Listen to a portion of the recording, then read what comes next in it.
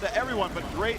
CC's coming up from Malzahar, going to knock out that Malzahar ultimate. Looks like Nocturne not going to jump into a fight, though. They've broken the focus from Hotshot GG, and that did save the Rain Man, as he was going to get just crushed right there. And Reginald jumping into that fight, and there is the egg for Big Fat LP. Sona Dance comes out. Looks like Anivia's going to drop first. Warwick now the next one to die, and he's getting into bad shape. Jarvan jumps onto Malzahar. Malzahar getting hurt really badly. Look at that damage output.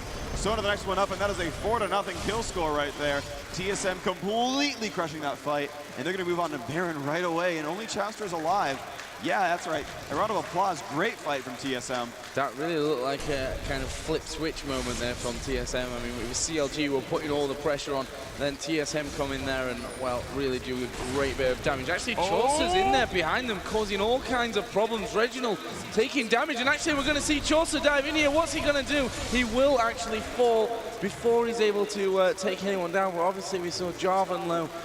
Nocturne, everyone except Vayne, I think, was low in that little encounter. Yeah. Obviously, Alistair just coming back into play as well. But that was nicely done, actually, from Chaucer to keep them from getting that Baron. Yeah, I think he had a little bit more time, though. I think, you know, they did have that clairvoyance. He did have a couple of those rockets out there.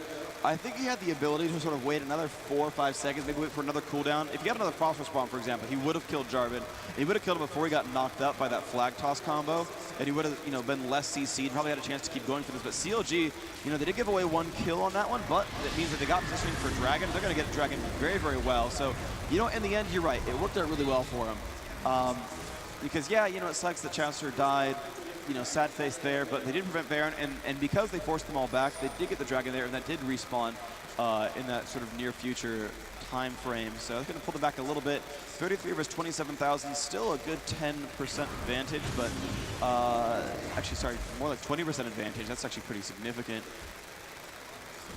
At the levels 14, 12, 15, those are pretty strong, but 13, 13, 13, 14. Yeah, TSM is just a little bit ahead in most of these major metrics. I think it can still go either way again, like I said. No matter how big the farm advantages are on either side, it's really about who can get positioning in the crowd control. The last major fight we saw, Alistair broke up Malzahar's ultimate, and that just meant nothing could really happen. And then, you know, we saw TSM win a fight, but then CLG, you know, pushed them back and got a Dragon. You know, things are going to go back and forth this entire game. Well, Specialized just portaled back home. See what he ends up getting there with him. The rest of CLG, again, are starting to work a little bit further down towards that middle area, which, you know, kind of a similar situation that we saw last time. TSM stood on this turret and CLG just trying to poke out there, and at some point TSM just decided, okay, this is going to be a good time for us, we're going to hit it right now. And now we'll see what happens in this situation, because CLG are putting that poke out onto this turret, doing as much damage as they physically can. They are all 5 guys actually still around that area, so definitely doable. There are 4 for TSM. Reginald just tucked away in the corner just underneath the turret. But still CLG are hanging on. It looks like they may move away. The blue buff is actually up now on the TSM side, so maybe CLG will be able to steal that one away. Yep, they will. Yeah, good job by CLG. I don't know if they had it timed or if they just sort of... They had the marker cleared, of course, but actually they killed the last golem, so yeah, they did have it timed themselves. They probably would have called that out in chat and said, okay, golem's coming up at this point, let's, you know, give that to Hotshot, and he's going to be, you know, nice and beefy now. He's got the Rod of Ages, he's got Sword Shoes as well. He's going to be nice and damaging here. But TSM going to go for a push in mid. This might turn into a base race. I think it's a base race that CLG could win though. They've already killed that first turret, and they're going to go for it. Yeah, Jarvan's going to be up in the front, and here comes the first turret. Probably going to go down, and TSM, yeah, they got 1 turret kill. CLG doesn't care. They're going to ride this next minion wave, and wow, we have a legit base race coming in. Looks like TSM especially going to come back into this battle. Unfortunately, he had DC'd a little bit. I'm not quite sure what's happening there, but Big Fat LP gets the credit for the kill, and looks like actually TSM will recall back, so that trade was actually really good for CLG. They got a more important turret kill, and they're still pushing in right now. Actually, they're still doing some great things here. TSM should be ready for this, but a great Anivia wall going to keep the initiate from happening at all. They get away scot-free. They got about half the damage that they needed onto this turret. That is wonderful for them. You're going to see the Rain Man as he chases through. They do know that CLG's up in the top right of the map. They're going to keep going through on this, but Sona gives a lot of moves to the team. This probably is not going to work too well for TSM to chase this one down. Yeah, they are starting to move to, obviously that first middle turret is downed, and are TSM going to continue to push this one? That's what we're going to find out. It looks like they are, actually. At least they want to push the lane out and shove it, because both teams going to steal the golem. The CLG's golem is back up, actually, so TSM could go for a grab. They have pinged it. Oh, no, CLG pinged it, so CLG kind of knows TSM's here. They could get caught if they're not careful. Yeah, I think this blue buff is done with, and it will go to Reginald. Yep. Picks that one up. Where's the next target? Yeah, this right-hand side base. Top turret there. This bottom turret actually is a pretty good target. I mean, Rayman can probably tank it at that kind of situation. I mean, it's around about half HP anyway. Reginald took a lot of damage. Decide not to. Yeah, and they're going to because push Reginald away. got too aggressive. He's forced to push back.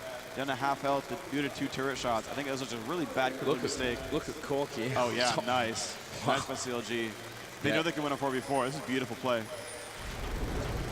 You're watching. Nocturne's going to jump into that fight. Here we go. He is on to Elements, but he's going to back off right away. The inhibi wall is good. CLG will disengage quite successfully. Rainman going to jump in there. He will not ult though, so CLG going to get free pushes in from Corky. He will drop this turret for free.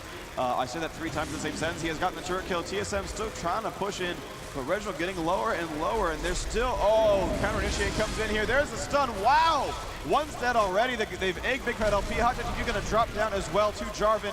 This is going to be good on this Navy egg special. Super low. Can they drop him down? No. He will die, and Big Fat LP going to be okay. Nocturne going to chase around Corky in the bottom of the map, but he's going to find KX. KX will drop the Big Fat LP. Now what can St. Vicious do? Can they drop down the Rain Man? Well, Wall's going to help. He's going to still push on Big Fat LP. He's getting quite low. One more spell and he's going to get this kill.